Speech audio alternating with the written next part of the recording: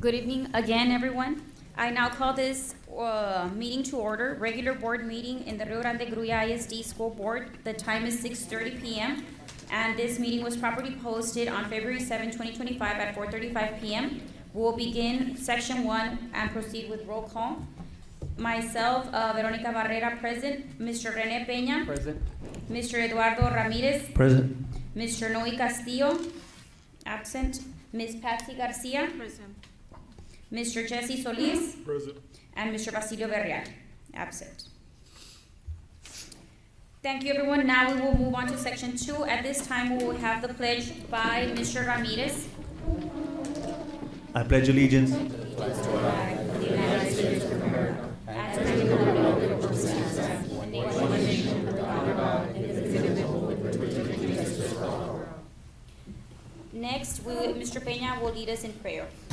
Let's go ahead and bow our heads. Dear Heavenly Father, Lord, we just want to thank you, Father, for having us here this evening, Father, as a family of RGCGISD, Father. We ask you for diligence. We ask you for wisdom, Father. We ask you for guidance, Father, as we go through this agenda tonight, Father, that we always put our students as our main interest, Father, in this agenda, Father, and that everything that reflects, Father, would be transparent, Father, and that we're able to glorify your name through this, Father. We ask all these things in Jesus' name. Amen. We can sit. Moving on to section 4, approval of minutes for December 11, 2024, January 15, 2025, and January 22, 2025. Does any board member have any questions or any changes to the minutes? All right, at this time, could I have a motion to approve the meeting minutes for all 3 meetings? I so move, Madam President. Second. Okay, any discussion? All those in favor, please raise your right hand. All right. A motion passes. Section 5, public forum. Ms. Becky, do we have anybody signed up? Thank you. We'll move on. Section 6, reports on information. We'll begin with item 1, presentation by Safe Global Service, a premier security agency providing customized security solutions, including surveillance, access control, and crisis response. Ms. Garza?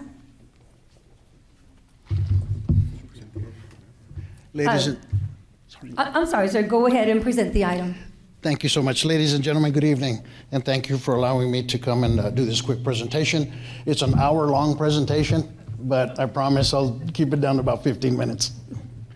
My name is Ricardo Rivera. I'm the Chief Operations Officer of Safe Global Services. We are a security consulting company based out of McAllen in the Rio Grande Valley. We do an array of security-related functions here in the United States, Mexico, Central, and South America. Here recently, about 2.5 years ago, we started diving into the active attack realm, be it in training and providing trainings and whatnot, so to local school districts and whatnot. We've kind of expanded a little bit towards that, towards the active attack and security related functions. We've actually teamed up with some excellent partners and are offering an artificial intelligence weapons detection application that we have. And that's what I'm going to talk a little bit about today. The avenue that we're taking is kind of like a multidisciplinary approach towards security, where we are offering whatever security-related items that we can to the school districts, government agencies, and any other businesses in the form of, in this case, for schools, to make sure we're offering the items that will make you TEA compliant. All right, security window film, access control if need be. Our AI weapons detection system is not something that's TEA mandated, but we offer that as well. And so I'm going to talk a little bit about specifically our AI program.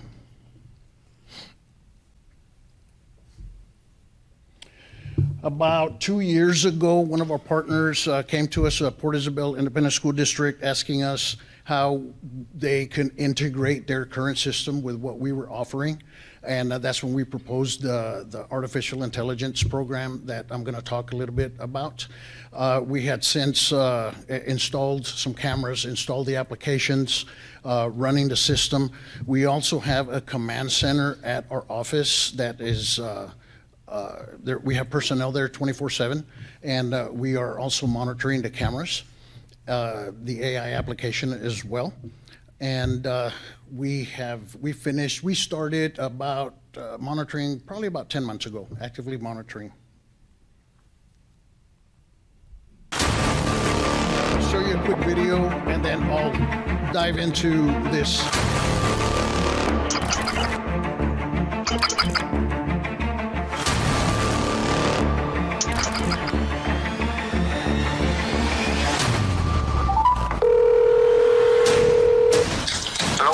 Good afternoon, Chief. This is Isaac calling from Save Global Services, calling to inform you that we have a confirmed threat currently at PI High School. It is a white male wearing a black shirt, black shoes, black jeans, currently pacing around in the lobby area. The command center is on standby. Visual subject.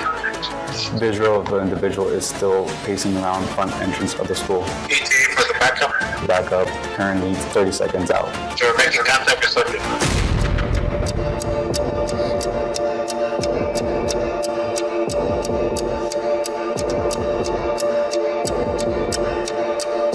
Subject is neutralized.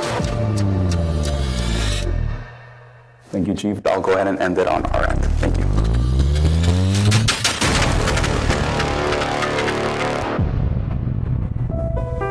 That was 2 minutes.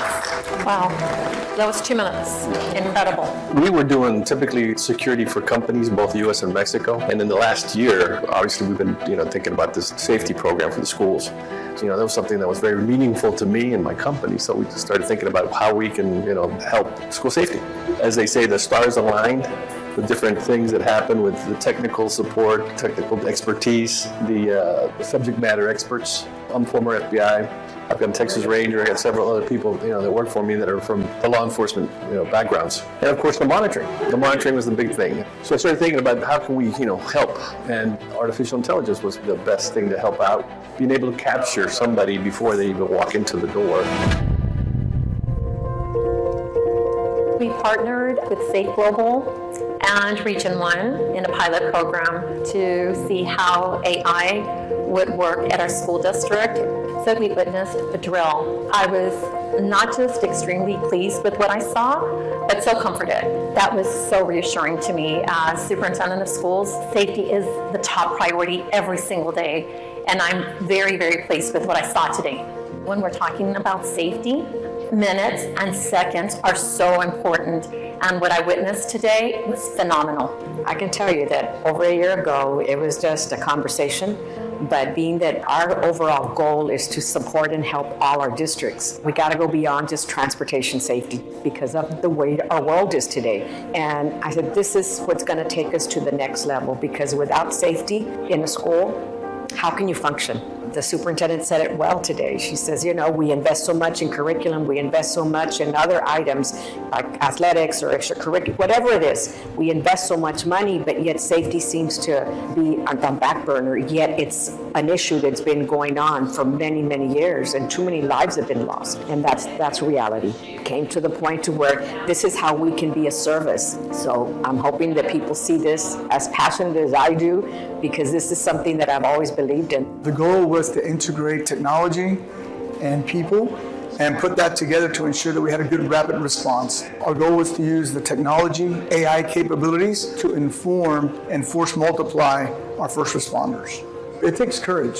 For a school district, the Board of Trustees to have actually had the courage to move forward with this step, kudos to them. Not every school district is doing that. Some of them are still waiting. They said, we're not going to wait, we're going to do it, and move forward with it. So kudos to them. I think they've taken a very proactive step, not only for their community, but more specifically for their kids. Now that we have it and we've proven that it works, I think they should come to us and we will help them. It could be one chief of police or one person. We can help force multiply for any school district. I invite anybody that wants to come see it.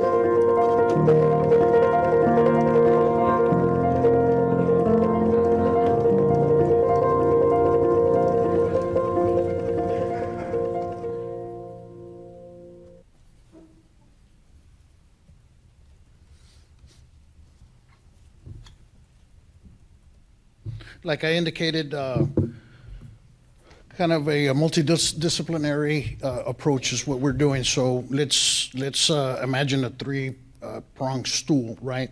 And that's what we have. That's our Safe Ed initiative. It's broken down into assessments and audits, the AI weapons detection, and then of course the multi-scope security solutions.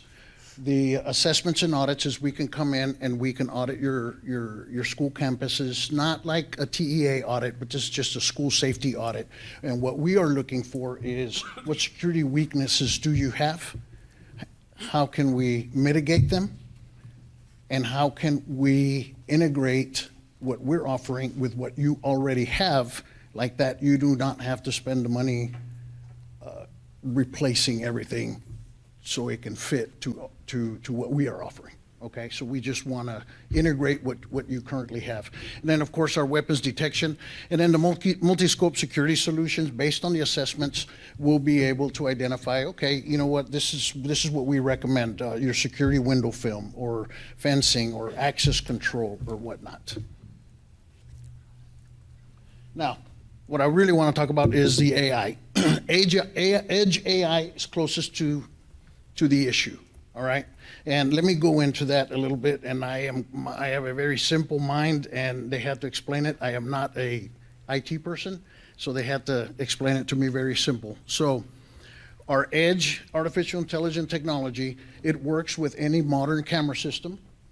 The Edge, what that means is the AI server is right next to your camera servers behind your firewalls. What's positive about that is it reduces the latency. Right now you have a lot of web-based AI companies out there, and they're web-based. I'm not going to talk bad about them, but if you do inquire this, ask those questions. Normally, when something is web-based, it's going to go up, come down somewhere. It's going to get authenticated. Yes, something's happening, and then of course, information is going to be relayed to whatever designees are at the school. Well, right there, you're probably losing 7, 8, up to 10 seconds, maybe a little bit more, depending on the internet. When you have a server that's running on the edge behind your firewall, it's talking directly to your server, so you're looking at about a second for a weapon to be identified, and of course, the proper notifications start going out after that.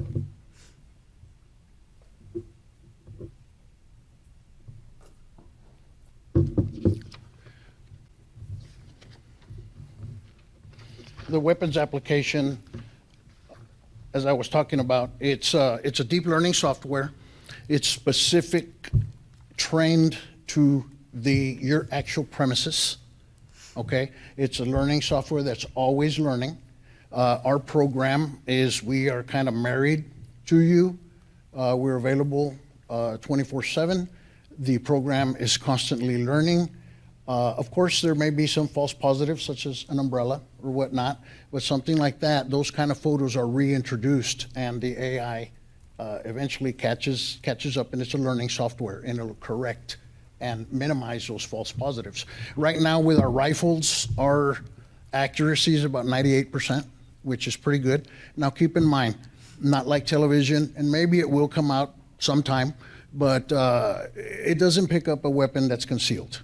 All right, that's where you use this as a tool to put it in your toolbox, and it will complement all your other security features. You know, should you have a weapons, a metal detector or whatnot, right? Your cameras and all of that. So it's processing real-time images. It automates firearms detections with much great precision, mainly because it's on the edge and it's behind your firewall. And it's trained to recognize weapons, reduce crime, increase security, improve response times.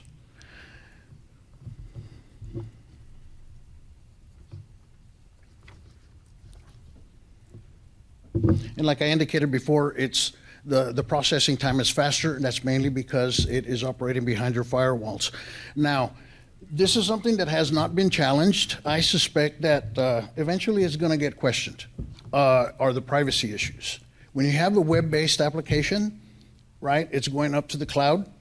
You know, of course, they have some type of securities in their firewalls and whatnot, and, you know, but eventually something is going to leak out, either videos, photos of children or whatever, right? That's one of the problems that I foresee being identified and being challenged eventually. Our edge system, there's no privacy issues because you own it. Remember, it's right behind your firewall, right next to your server. All the images and videos are yours. You have it. Now, how does this, the notification process, how does it work? Like I mentioned before, we have a command center, and we're very passionate about using the command center to augment your security, what you have, your security officers, and of course your technology. Now, this weapon, AI weapon, the command center module, this is the way it works. So this is the good thing about it, is every school is different. So we're based on tiers, okay? It's based on tier notification. And whoever the designees are, you don't have to download an app. It comes through text message, all right? Now, those messages are automated. We do not need to, send them, mass messaging or whatnot. Once a weapon is detected, it automatically goes into tier 1, and then your designees get notified immediately. Our tests, they've been going 1 to 2 seconds before the recipient receives notification that there's a weapon. Tier 1 will receive a video. They'll see the video, and we still think that it needs to be authenticated by a human eye, right?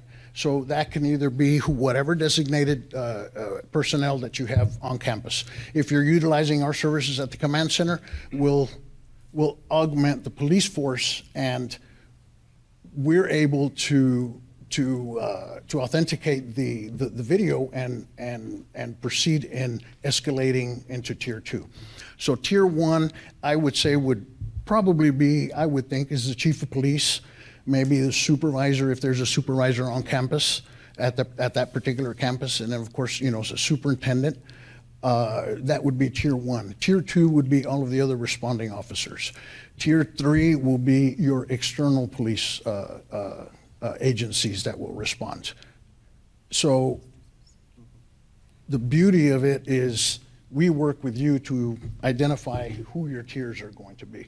And if you see on the right side, that's kind of what the text message looks like. And then of course tier 2, tier 3, and tier 4, it could go down as many tiers as you want.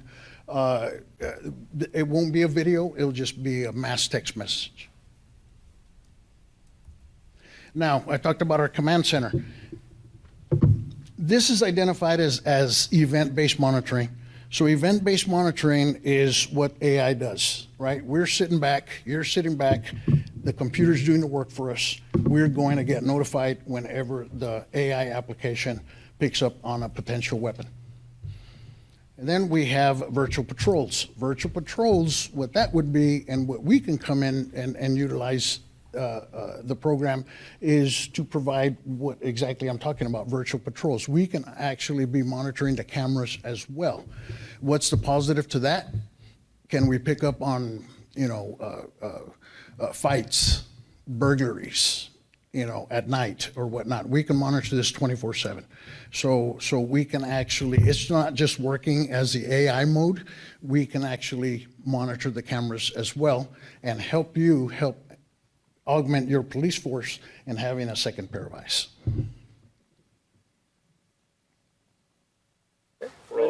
Hello.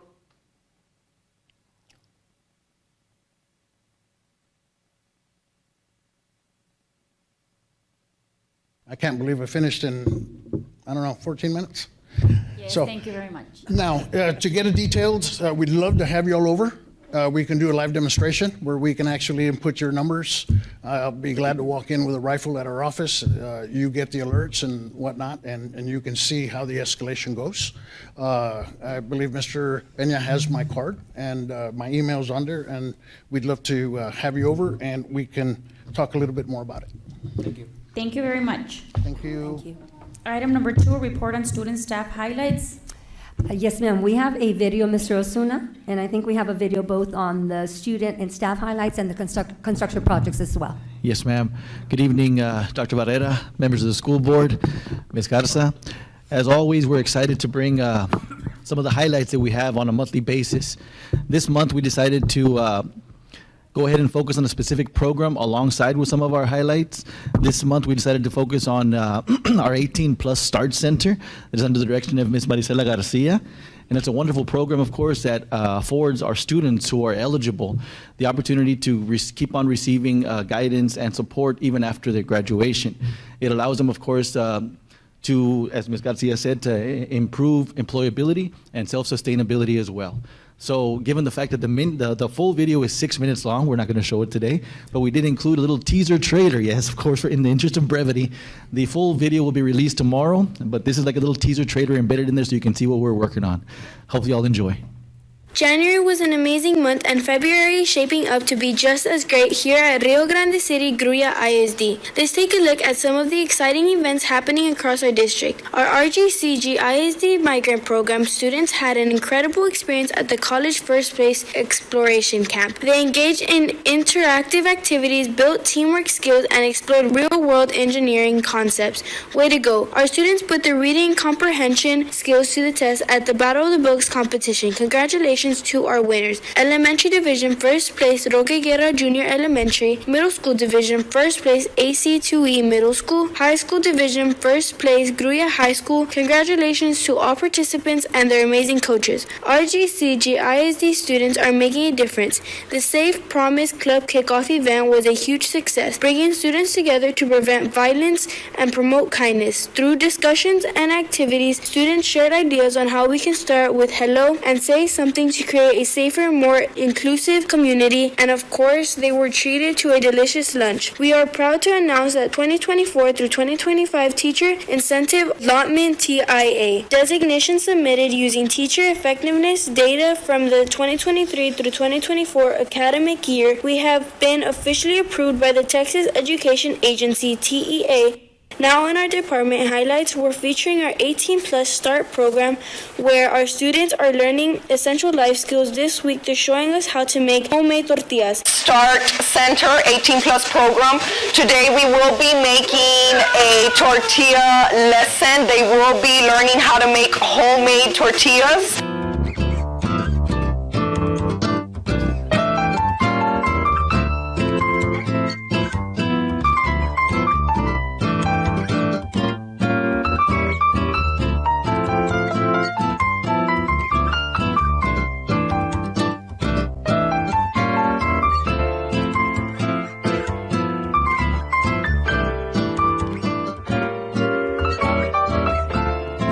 Stay tuned for more exciting events happening in February. This has been Kaylee Andrade, your Student Council President from Dr. Mario E. Ramirez Elementary.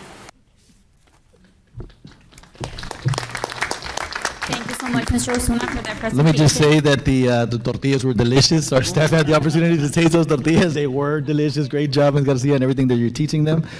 Our next videos, of course, our construction we focused on are the family restrooms at Jawhar Sanchez Stadium and a little progress on our Gruya Middle School, our new Gruya Middle School. Hope you enjoy. Thank you.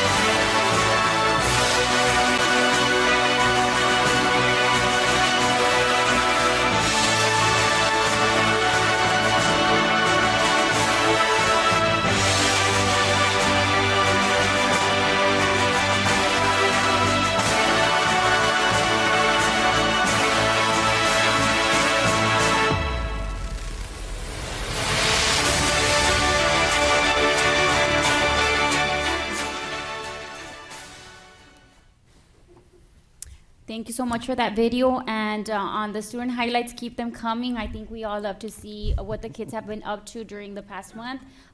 So wonderful. And on this most recent video, same thing. I think it's important for us to see. I haven't gone out there to see the building, so it's nice for us to get a little bit of what's going on and how the construction projects are coming about. On that last slide, I think it's something that's important, Ms. Garza. Yes, ma'am. Mr. Osuna, if you want to put that last slide up, if we could exclude the music, though, so we could have some discussion on that. Thank you.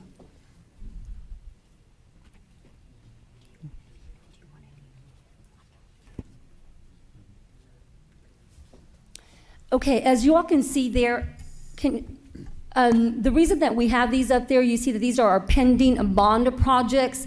And we wanted just so you all could see what we started off with. We do have the natatorium and the wrestling complex, and at that time when we went out for bond, we had $12 million. We've expended $2 million and some. And then some other obligations that you see there that we have under architectural fees, we have close to about $260,000.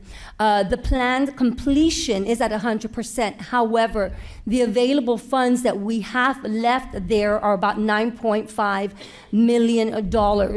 And that, of course, is not sufficient, and we'll discuss that a little bit more, to complete both the natatorium and the wrestling complex. And the same thing for the performing arts. You can see what we had gone out with bond for $7.4 million, what we've expended, the obligations that we have, and then, of course, the available funds. And with $5.9 million, or is that funds left, we are not anywhere near closed to a beginning or finishing off a performing arts center.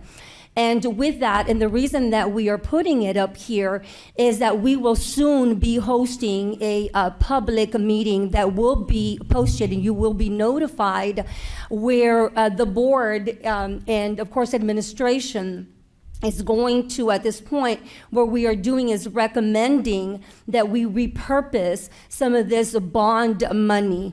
I don't know if y'all have any questions. No? Any comments from any of the board members? So just to reiterate what Ms. Garza is saying is we need the community. We want to be very transparent with these funds. I think that most of us out up here, or many of you, have been questioned. And so people say, the community asks, parents ask, taxpayers ask, where is the bond money? Why haven't these projects been completed? And so we want you all to understand the money is there, but of course we've expended a good chunk, almost, 2.8 million, more, about $3 million.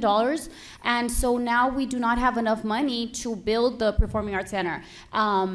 And the natatorium resting will probably be on hold for a bit. And like Ms. Lupita said, it's something that we wanted to communicate to you all. And coming soon, probably next week, we will have a meeting for the community. Since you all did vote for this bond money, I think it's important for you all to come out here and give us your input, ask questions, and communicate with us what it is you think we should do, if it's a good plan to move those funds from the Performing Arts Center into another project. So that will be coming up. Any other questions, discussions? No.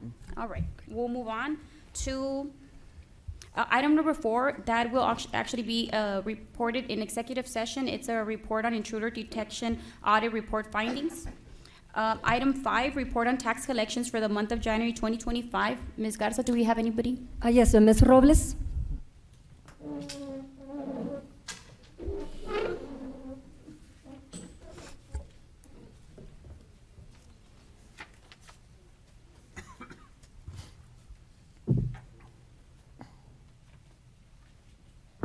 Good evening. Good evening. For the month of January, the tax office collections report provides collections for the current month as well as on a year-to-date basis. In January of 2025, the district had collections in M&O and INS of $7,815,245, $190,674 in delinquent, and $129,364 in penalties and interest. Other collections were $65,043 for a grand total of $8.2 million. Thank you very much, Ms. Robles. Item number 6, report on the budget balances for the month of, report on the budget balances for the month of January 2025. Ms. Robles, I think you'll stay up there for items 6 and 7. Thank you.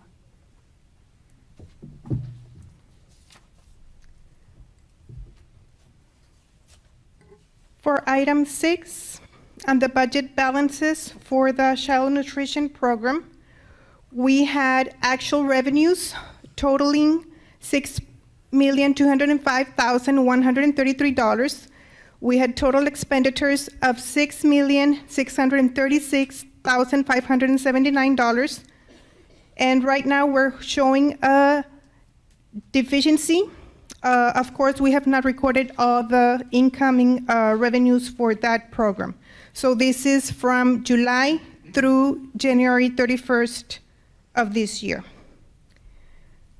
For the general fund, we are reflecting revenues through January 31st of $56,083,743. We have expenditures totaling $52,642,945. And right now, we are showing an excess in revenues of $3,440,000. And we have already received the other resources from our Chapter 313 agreements that we currently have close to $2 million. So right now, we have an increase in our fund balance of $5.4 million. The next one is the debt service. So total revenues, we have $9.5 million through January 31st. Total expenditures, $8.8 million. And right now, we are showing an excess of $733,699. Of course, we have not made all the payments on our bonds this year. Item number 7, we are disclosing our check registers for the month of January 2025. Any questions that cannot be addressed at the meeting regarding any check will be researched and the answer will be provided to you. If there are any questions on any of those checks.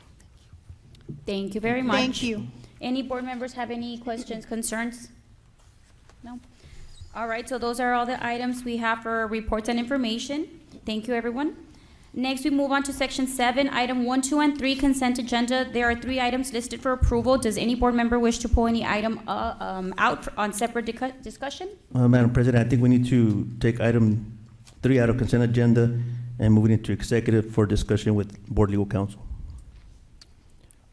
Do I have a second? Second. We don't need a second or a motion to take it out of consent. Okay. A single board member can do it. Okay. So we remove item 3.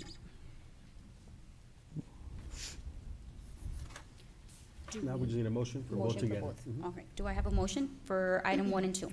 So I move to approve item 1 and 2 as presented. I second the motion. Okay. All those in favor, raise your right hand. Same sign, motion carries. Before we proceed, Ms. Robles, may we read out the names of the donations, please?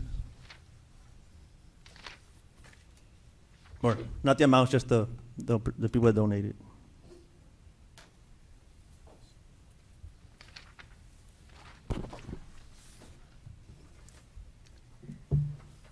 Donations received for certain campuses for the month of January 2025. We have donations from the Pediatric Care Center, Javier Margo, Jose Luis Carrillo, Jorge Falcón, and once again, the Pediatric Care Center. Thank you. Thank you to those donors. Next, we will move on to item number 4, travel request to Mariachi Extravaganza in Las Vegas, March 6th through March 9, 2025 for both Gruya High School and Rio High School. Ms. Garza. Yes, Madam President, at this time, administration does recommend that we approve travel for both Gruya and Rio High School as these, competitions or travel continue to offer our students, our mariachis, the great experiences and what makes them great. So I ask for their approval. Do I have a motion? I so move. Second? Second. Any discussion? All those in favor, raise your right hand. Same sign, motion carries. We move on to item number 5, discussion and action to terminate financial advisory services with Tijerina Galvan Lawrence LLC for the district. Ms. Garza? Madam President, after much thought and consideration, looking at our vision, at this time, we do ask, administration does ask you to approve, of course, the termination of the current financial advisory services that we have, and at the same time, that we approve the new financial advisors with capital markets. Do I have a motion? I make a motion to possibly terminate financial advisory services with the Tijerina Galvan Lawrence, and that we have discussion and possible action on the approval financial advisor agreement with TRB Capital Markets.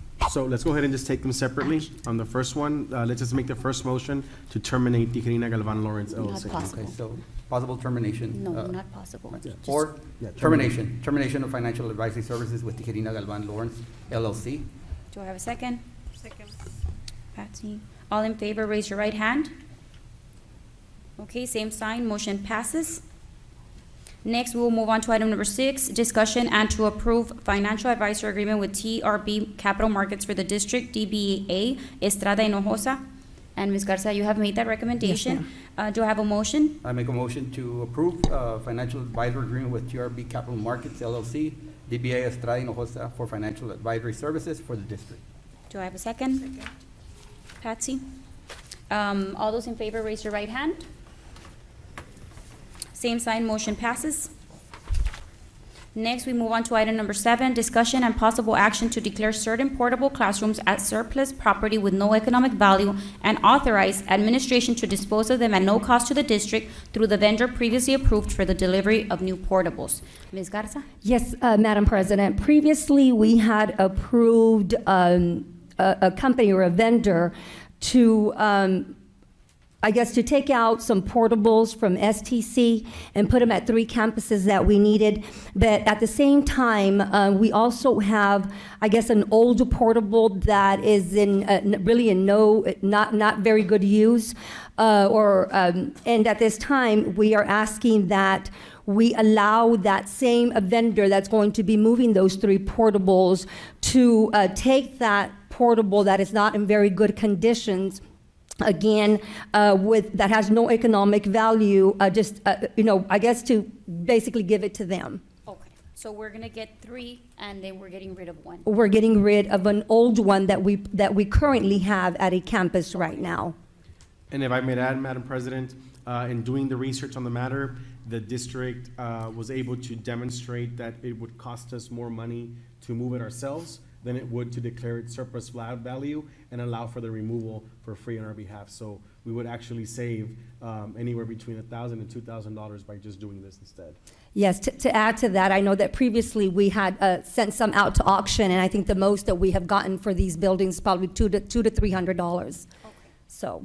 All right, at this time, do I have a motion to approve item number 7 as presented? So move. A second? Second. Mr. Rene? And all in favor, raise your right hand. Same sign, motion passes. Item number 8, discussion and possible action to adopt a resolution and authorize administration to execute the necessary documents to join the Moke-Casey Interlocal Purchasing Cooperative. Ms. Garza. Madam President, just as stated, administration does recommend that you approve that we can join the Moke-Casey Interlocal Purchasing Co-op. All right, do I have a motion to approve item number 8 as presented? Real quick question. We were part of that before, right? Or no, is this a new? No, not the Moke-Casey. The Moke-Casey is a new interlocal purchasing co-op that's being offered to some districts for other services and vendors. Any questions? Do I have a motion to approve item number 8 as presented? So move. Second? Mr. Jesse. All those in favor, raise your right hand. Same sign, motion passes. Item number 9, consider and take possible action on requests for use of school facilities from the Texas Department of State Health Services Region 11 to host the Operation Border Health Preparedness. Mrs. Robles, can you give a little bit more detail on that, please?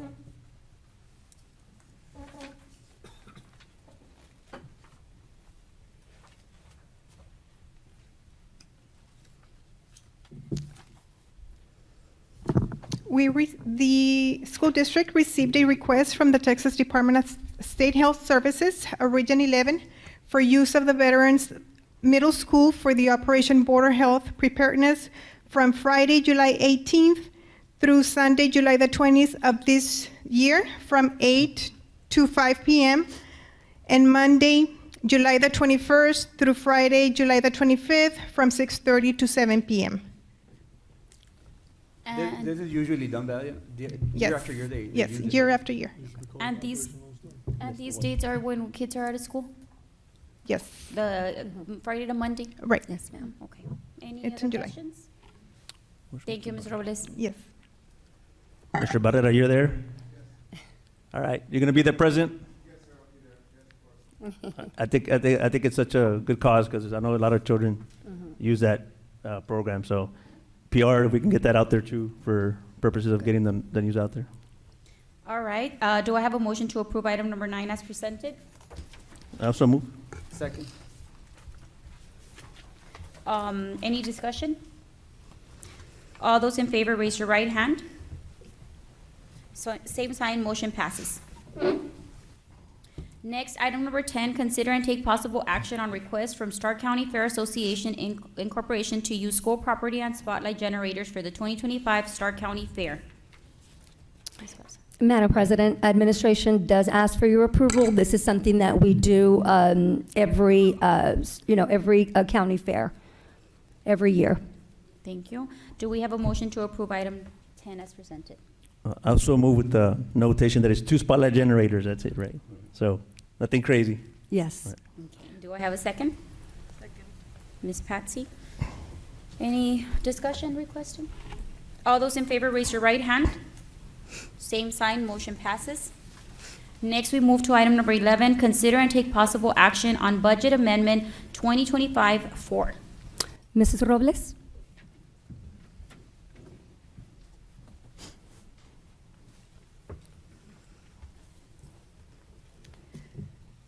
This is Budget Amendment 2025-4, and this amendment is prepared to revise the current budget, and revisions to expenditures are presented for your review and approval. And basically, these are just requests from campuses moving to pay for supplies or UIL or incentives.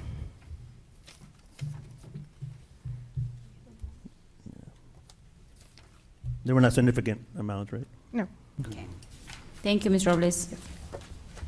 I also move, Madam President, to approve item 11 as presented. Mr.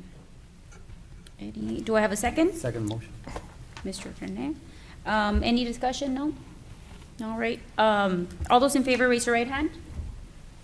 Same sign, motion passes.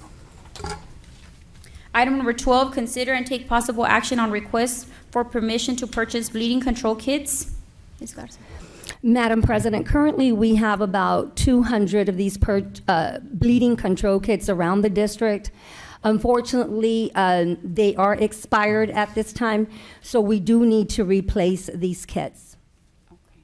So we do ask that this item be approved. And there's no grant money for that? No, ma'am. We have Okay. exhausted those grant monies. Thank you, Mr. Barrera. All right. Do I have a motion to approve item number 12 as presented? I also move, and we've got to notate that I think this is the lowest of 3 bids, correct? Yes. Do I have a second? Second. Ms. Patsy. Any discussion or questions? In favor, raise your right hand. Same sign, motion passes. Item number 13, consider and take possible action on request for permission to purchase CAMI license program through Notable Incorporation. Ms. San Juanita Olivares? Good afternoon, Board President. members of the board, superintendent of school staff, and community members. We respectfully ask for board approval for the purchase of CAMI license to enhance accessibility, engagement, academic success. We have currently 2,763 active users that are using the free, but with the purchase premium service, we would be providing a lot more things for their students.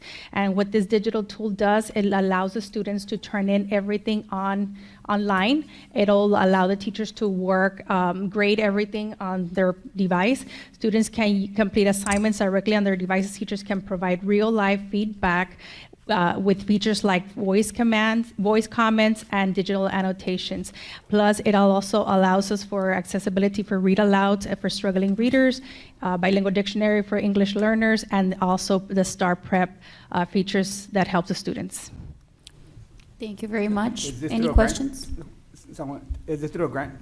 Yes, it is through a grant, and it is through a grant. It's through the Blended Learning Scalability Grant. We do have the money, and if we don't use it by April, we will lose this money. So if given the opportunity, we'll keep it all the way until June of 2026. Yeah, and I know teachers appreciate that program. It's real live data that they're gathering, so I think it's a good deal. He beat me to my question. But the other thing too is I like to put out the numbers for the community out there.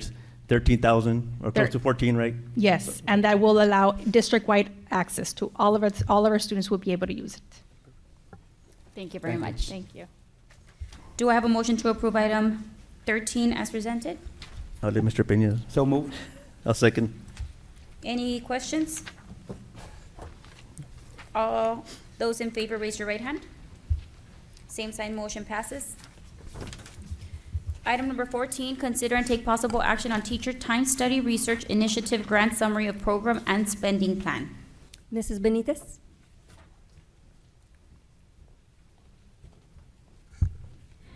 Good evening, Board President, board members, superintendent, community.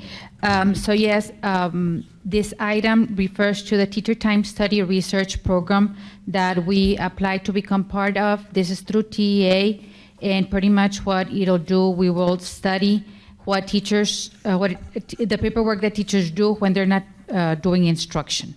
And so teachers from, one representative from elementary, middle school, and high school were selected, and then district administration were part of the program that were selected. And it is a grant for 110,000. 110,000. Any questions? Questions? Yes, I have questions. Yes. Really quick, I know that I was reading through all the information that you submitted. It entails a lot of work, and I've worked with grants. And my concern is that it'll start in January, and the testing window is right there. I mean, they're gonna go February, I believe February 20th, the TELPAS window opens. Then through May, they have start testing. So I feel that the principals and the teachers are going to be a little bit under pressure. That's my opinion, that they might be a little bit under pressure. And I'm thinking, and I know we're all for grants and stuff, but is the $110,000 worth the stress level and maybe even the campuses that are going to participate in it? Is it actually worth the, I don't want to say the distraction, but I guess the investment of time that they're going to be putting into it? This is a grant that we were already approved for. The money's already approved. The NOGA has already come in. Pretty much it entails 3 teachers, 1 elementary, 1 middle school, 1 high school, and their administrator. Most of the legwork is going to be done by central office administrators. That's why if you see there are several central office administrators that are part of the grant, because we are going to be the ones that are going to be lifting the heavy And load. just to be transparent, there will be a stipend for each of the administrators and the teachers that are participating in the. Correct. They will get a stipend for participation. And it's like I say, I'm all for grants, but I just want to, do we talk to the principals? Did we talk to the teachers? Yes. Because they're the ones that are going to be vested in this, and if it's going to add pressure, I know what it's like to be out there and have all this added stuff on there. So just to make sure that every time we're going to get something like this, that we run it by them, make sure that they're on board with it, because it is pretty. We went through an application process. The teachers applied to be part of it, so they are aware of what it entails. The principals also applied, so we communicated with them. We also checked their load as far as what they teach, and pretty much I think it's doable, so. Thank you. Thank you so Ms. much. Benitez, when Yes. it mentions travel, what's Yes, travel will be in July, so they are already aware. Well, I know I am aware, and I am supposed to communicate to them. Right. July is the day that they're going to have to go to Austin. They already know that they have to travel. Like we met with them and we discussed all the stipulations of the grant before they came on board. Thank you very much. Thank you. Do I have a motion to approve item 14 as presented? I so move. Second, I'll second.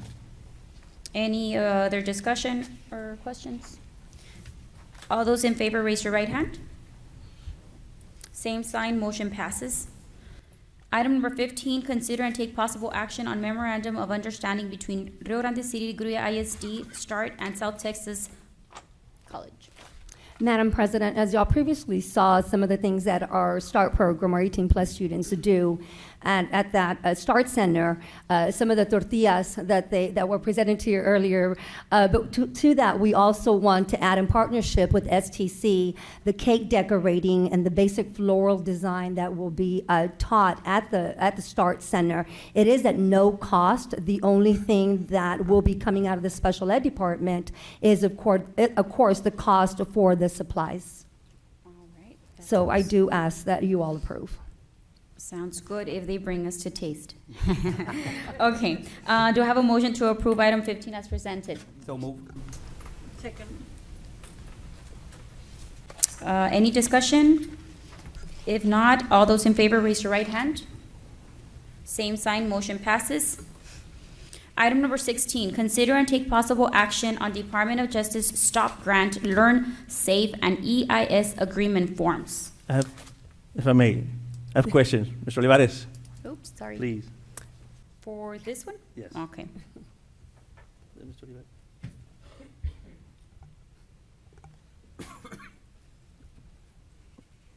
What is it going to entail for the district? I know it's a Department of Justice grant, and we were chosen as a participating district for the University of Missouri, I believe it is.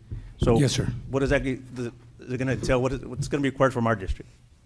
So in the 36-month project, the University of Missouri Prevention Science Institute will provide and build capacity, leverage, and expertise in supporting an underserved area located in South Texas within driving distance of the U.S.-Mexico border. Our commitment will be to serve a minimum of 5 school districts with a total of 15,000 students to no more than 10 school districts, serving a total of 60,000 students across South Texas. The 4 areas of concentration will be creating and updating any school-based threat assessment teams, 2, implementing proactive threat identification technology, targeting the vulnerable digital anonymity of the school-provided computer. Number 3, supporting implementation of complementary evidence-supported programs collectively responding to potential threats of violence, self-harm, harm to others. And number 4, using a student mental health screening support system. As a district, nothing, sir. But they're just going to be surveying us, or? It's an IT component and an early screener for mental health, sir, for our students. Okay. For 36 months? Yes, sir. And then do they report to us as to what they find, and then we? Yes, sir. It's a collaboration, and part of us will probably be on that team that is receiving any kind of the digital information that's going to be So sent. who do they communicate with? Or who would they be communicating with? With myself and the IT department, and anybody that we assign to the team, and also our counseling department, because there is a mental health screener for that. I'm just thinking, I think this could benefit the district, because, I mean, kind of like this, the presentation that took 15 minutes a while ago. Yes, sir. You could do, assessments they're going to provide, they're going to be here. It's like almost the same thing. We will not have our- exactly, but they're going to be assessing Yes, what sir. they find to be. We will have our trainings, but the 2 greatest components of this is the targeting of the vulnerable school-provided computer for any kind of harmful, anything threat-related. They'll let us know, and we also have our mental health screener for the students that will provide us an assessment of who needs more help right now than just walking up to a student and asking them. We have pretty close to like 9,000 plus students here in the district, and this is going to provide us a tool to get a better picture. When does it start? When's the first start date? Or So the screener, we can do it in 2 parts, the fall and the spring, and implementation of the IT part. Once we kick this off, we start meeting with them again. And for legal, it doesn't, Mr. Ramiro, it doesn't require anything from us, right? The Not district. necessarily, unless there's something specific. Parents consent Data? forms. Yeah. That's what I'm saying. I'm just There curious. is I'm happy to there, review the agreement if they send it over. I'm just Yes. curious about that aspect of it too. and they also have an opt-out part Okay. for the screener. Because I know that if there's any breach on their part in the data, I know that they're not responsible for it.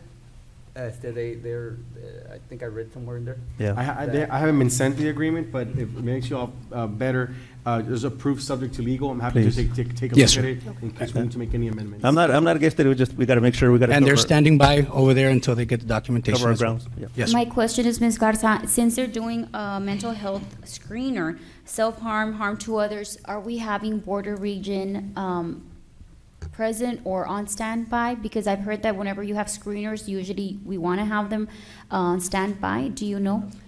I'm not sure we do, but we can certainly make that We can happen. include them as part of it, yes, ma'am. Because we have our counselors, and that's fine, but I know that Border Region, we've spoken to them before, and they have, it's a resource that they offer at no cost, and so I Yes, think ma'am. that that's something that we should make use of, calling them up and having them on standby. Yes, ma'am. All right, any other questions? Thank you. Motion to approve items, thank you, Mr. Thank you, Mr. Levin. Madam President, I think subject to legal review of whatever contracts or documentation that involves to the grant, I move to approve. Do I have a second? Oh, go ahead and second. Do I have to read it, or just like that? I don't read it, okay. So all those in favor, please raise your right hand. Same sign, motion passes. Item number 17, consider and take possible action on request for use of school facilities from Rio Grande City Police Department to host a Rio Grande City Police Department Lower Rio Grande Valley Development Council Police Academy on February 18, 2025. Madam President, I think this is our very first police academy, and Rio Grande City Police Department is asking us to use these facilities so they could perform physical assessments on that day. So administration does ask for your approval. I just have one question. I think this is good for law enforcement, and like you said, it's the first Yes. academy. Normally, we have liability insurance provided, and it covers us. Here, I've noticed that here it just says all police cadet applicants must read and sign a physical assessment waiver. I don't know if that's sufficient, but that's something to look into. Sure, that one hasn't been sent to me for review, but I'll go ahead and take a review and we can approve subject to Because legal. I know the waiver works sometimes. I'm not sure it covers us completely. So review subject to legal, okay. We can approve subject to legal. Right. Approve, subject to legal, okay. Do I have a motion to Uh, approve item 17? I so move, subject to legal review. Subject to legal. Eddie Annis, do I have a second? Go ahead. Mr. Jesse. All those in favor, raise your right hand. Same sign, motion passes. Those are all the items we have for section 7. Now we will move on to section 8, closed section for items 8 through 11 as listed on the posted agenda under Texas Government Code sections 551071 through 76 and 551082 through 84. The time is now 7:30 and we are now proceeding to closed session.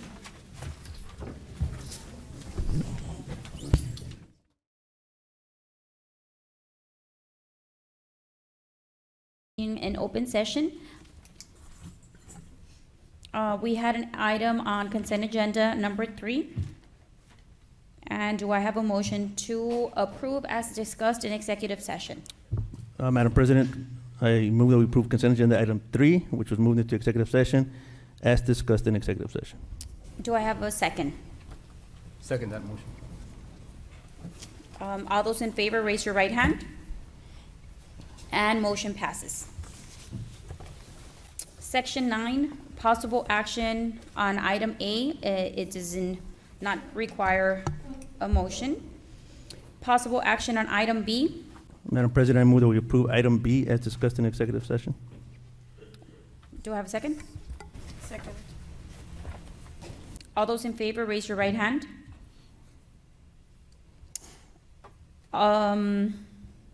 Motion passes. Possible action on item C. I move that we approve item C as discussed in executive session. Second. Second. Ms. Patsy. All those in favor, raise your right hand. Same sign, motion passes. Possible action on item D. Madam President, I move that we approve item D as discussed in executive session. Second, Second that motion. Mr. Rene. All those in favor, raise your right hand. Same sign, motion carries. Possible action on item E actually requires no action. Possible action on item F requires no action. And we move on to item G. Discussion and possible action to authorize legal counsel and administration to take all necessary actions, including the preparation and execution of required documents to proceed with the reclassification and/or reallocation of bond funds to support the completion of ongoing projects. Madam President, at this time, legal counsel recommends the board take no action on this matter.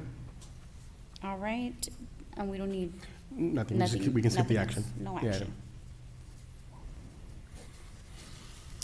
Next three items, item H, I, and J, discussion and possible action to adopt amendments to board policies DGBA, BBE, and DEBE.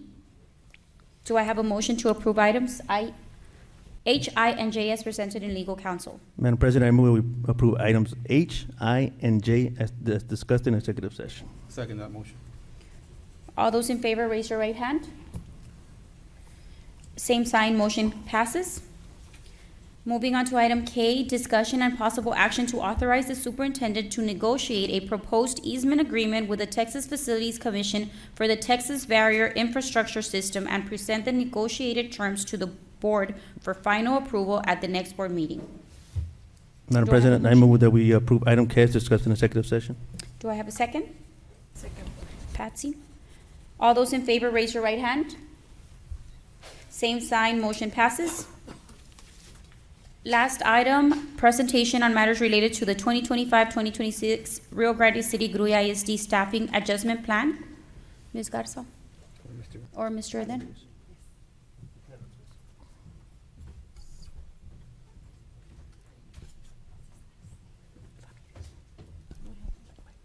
Mr. Eden Ramirez will be presenting this plan. Thank you. Thank you, Madam Superintendent, members of the board, and members of the community for Rio Grande City Gruya ISD. This evening, I'd like to present on this last item regarding the 2025-2026 Staffing Adjustment Plan for Rio Grande City Gruya Independent School District. Yeah, just a little bit closer. Is that better? Please hear you very clearly. Yes. How about that? There you go. There we go. All right. So as I was mentioning, this evening I'm going to be presenting on the 2025-2026 Rio Grande City Gruya ISD Staffing Adjustment Plan. In order to do so properly, though, I do need to take you back and everyone in the room tonight to November or December of 2024, when there was a budget presentation that was presented to the board at the time. In this one, there was a financial update over your general fund, budget, actual expenses, and deficit outlook. And the reason it's important to start at that time in that meeting with that specific presentation that was presented by your CFO at the time, it's because it articulated and it drew the picture of the state of the district in its financial terms. Specifically, when we looked at the budget, the 2024-2025 projected deficit calculation using current ADA numbers at the time. At the time, there was an actual projected revenue of $99,609,027. That was based on an ADA calculation of 8,329 students. Notably, we're not at that number yet, if I'm not mistaken, and we are running a little bit lower, which means that there might have to be an adjustment for that number to decrease the actual revenue we're going to be getting. The total budgeted expenses at that time were $101,119,544. That created an initial revenue deficiency of $11,510,517. There are other budgeted financial sources encompassing $1.2 million, and that would lead to an overall deficit of $7.5 million. However, considering the challenges that are presented with the completion of Gruya Middle School and the need to increase local district funds to that, that would have potentially put your initial deficit at $17,861,644. For contrast, right now your budget general fund is sitting at about 33 million. So that's roughly about, I think 33 to 36 million, and that's roughly about half of your budget. That means that if the district took no additional measures to address the deficiencies that were being put forward, the district was going to find itself in the required need to dip into half of its fund balance just to offset this year's budget.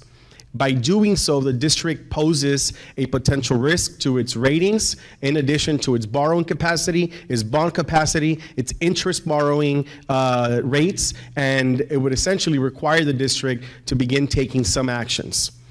Over the past few months, we've been working diligently with your superintendent and administration to find a way at chipping at these 17 millions to reduce the projected deficit and also be able to place the district in a sustainable path for the upcoming 2025-2026 school year. Now, the community already heard an earlier item regarding the reallocation of some bonds money, and I understand that the board will be considering a meeting in the next coming weeks to introduce to the community the ability to reallocate some of the pending bonds monies in order to finish Gruya Middle School that would allow the district to make up part of its 17 million deficits. By doing so, the district might be able to achieve about 40% of that overall deficit, maybe 50%. That means there's still anywhere between 50 to 60% of the 17 million deficit for the district to address.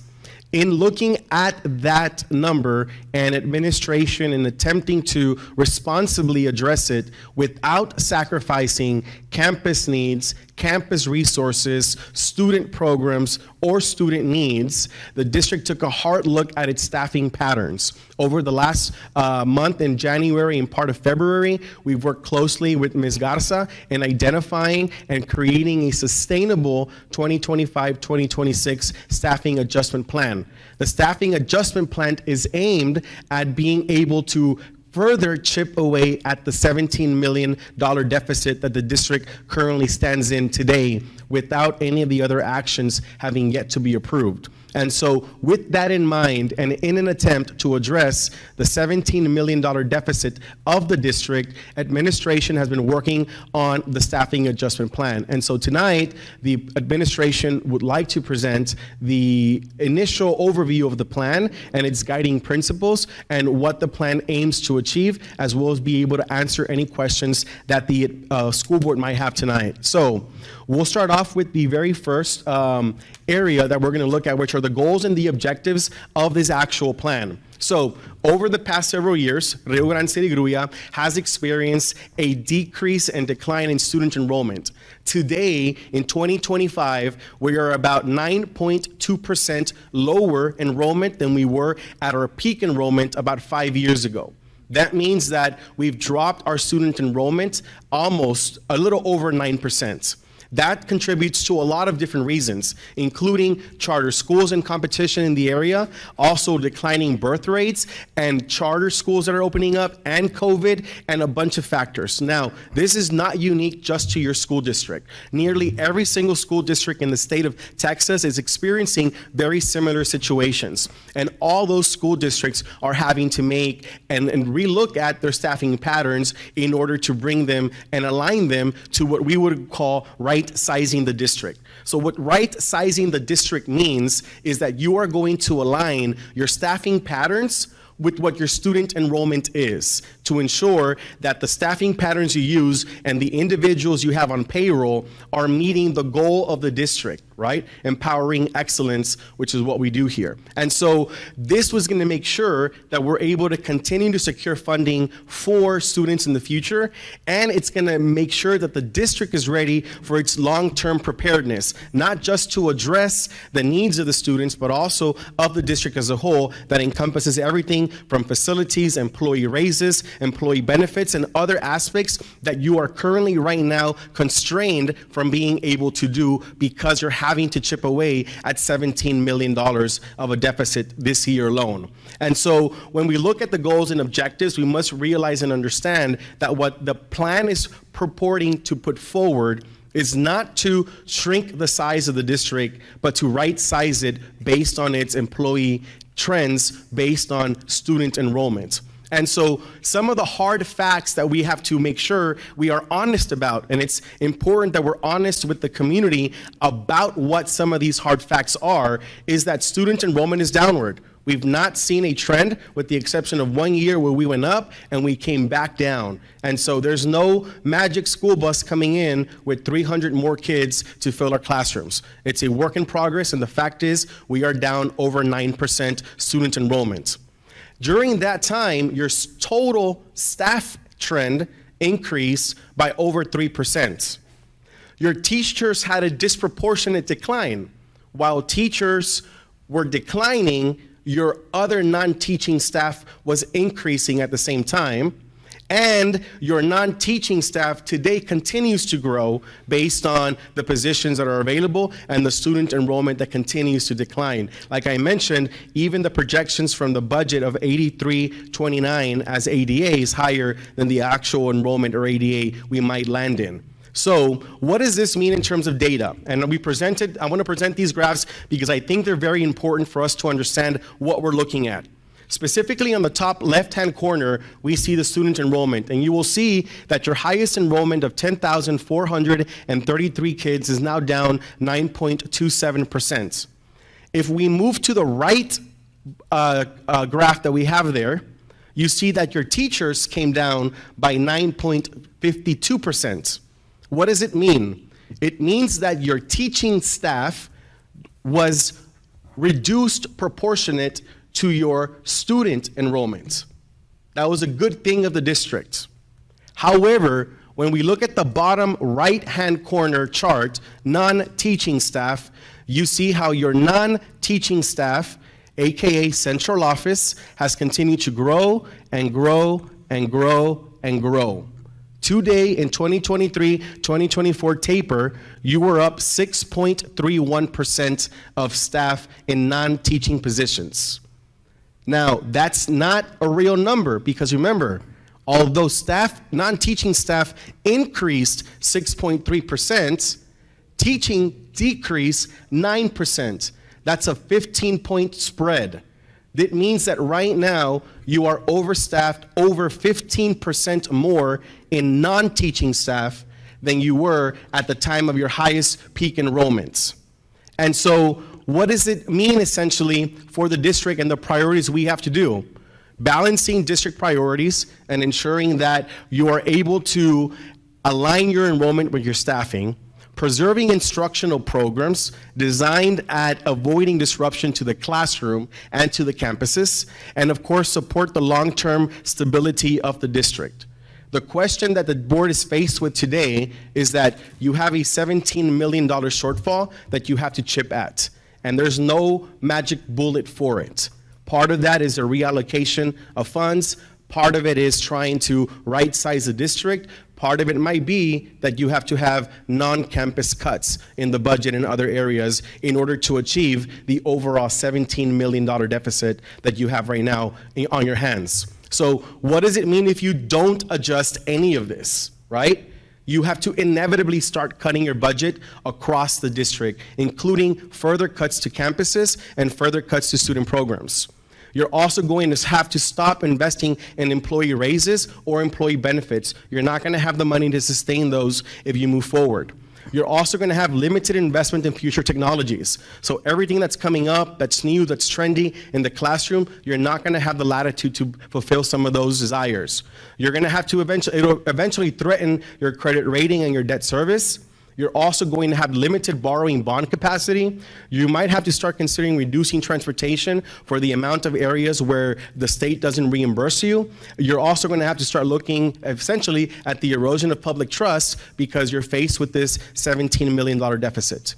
And so the goal of the staffing adjustment plan is eventually to address a portion of those $17 million so that you don't cut your fund balance in half. And so over the next week, 2 weeks, the administration will continue working on the staffing adjustment plan, come back to the board for the identified areas that the district needs to be right-sized in order to move forward with the plan as a whole. So at this time, I will pass the mic on to your superintendent to answer any of the questions you might have. Thank you. I have a general question, and I was not directed to Mr. Ramirez, but so the argument that this is a teacher issue, or that all departments increased at the same level, or that the population or the percentage-wise, that's a fallacy. Am I correct? That is correct. The data shows that you have a central office issue, not a teacher issue. If that was the case, then we wouldn't have the need for subs and all these other issues that we have as well. Correct. And then that's not counting for the voucher system. We don't know how that's going to affect the school district. So, right now, what we're advising is that we not make any plans that specifically depend on the legislature, just because we don't know where that's going to end up today. As it could increase our fund allotment, it might not, as we saw the last legislative session, where we went into 4 special sessions to try to get it passed and didn't get anything. So we would err on the caution of relying on the state at this moment. And I'm going to use your word right sizing, just to alleviate or assuage some of these concerns that maybe teacher campus levels or other campus personnel might be concerned about. It's right sizing, not at the teacher, not at the student teacher level core areas. This is, like you said, this is a central office issue, and that's what needs addressing. That's correct. So the plan that your superintendent and administration worked on addresses central office specifically. It does not address campuses. And at the end of the day, we're here to educate, right? I mean, it's teachers. The element is teacher versus non-teacher, and I'm not saying that one's necessarily better than the other, but when you have one agency, one department at a 30% increase, whereas the other ones are actually decreasing at the proportional rate that we're dropping student population or student resources, then obviously that's where the level, I mean, it's not that we want to target a specific population or specific personnel, it's that obviously that's where the issue lies. And I think what's very important that you pointed out is that if we don't do this, then the ones that are going to suffer will be the students. And that's who has been suffering all along. And we will just continue to hurt our students even more if we don't do this by doing more cuts. And so that's very, very important for us to point out that it's a plan to increase funds to our campuses and also in the future to be able to give raises to to just be better, economically more stable, and be able to give back to our students and the ones that have direct contact with our students. And I think Sue will probably say this before I do, but this is not easy. Oh, no. And this is not easy on any of us, you know. But you know, like you said, this is not unique to us, and some schools have taken far more drastic measures than this. And this is something that we have to do. At the end of the day, we're trustees of the district. And by trustees means we're placed in a position of trust to preserve the district, not let it decline, not let it fall. So at the end of the day, you know, it's measures that we're looking at. Again, nothing has been decided yet. This is information that's been provided to us, and we're still looking, you know, for more, to see what else is available, what other options we have. Right, and I'll note that specifically, for example, you have a neighboring school district whose plan includes the consolidation and closure of campuses. Right. And so this plan for Rio Grande does not include that. Right. And I'm just keeping the public out there aware that there's more info coming, and these are not easy at all. I'm sure that every board member here will say the same thing, and we'll probably lost sleep, and the soup probably hasn't slept in days, and you haven't slept either because you've been helping her tons. But hey, you know, this is something we have to do. If not, then we just sat by and let it fall. Well, on our watch, and that just can't happen. Any comments, concerns, Mr. Jesse, Patsy, Rene? I mean, it's stated, we heard it again. We heard exactly what we're facing. And, you know, previously maybe we were buoyed by the ESSER funds, but right now those are not there.